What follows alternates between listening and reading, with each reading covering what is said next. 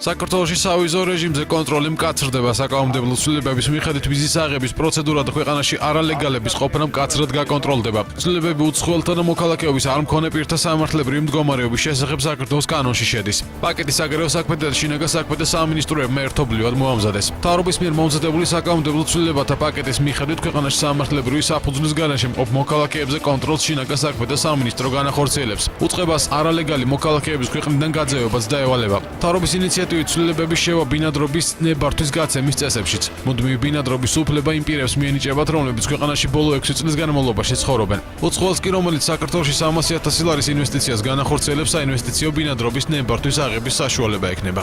განისაზღვრება მთავრობის დადგენილებით ქვეყნების ნუსხა, რომლის მოქალაქეს შეუძლია უვიზოდ შემოვიდეს საქართველოში, დღეს ასეთი არის განუსაზღვრელად დიდი, როგორც გითხარით, რაც პოტენციურად იმის საფუძველს იძლევა, რომ უკანონოდ არალეგალები ყავდეს ქვეყანაში.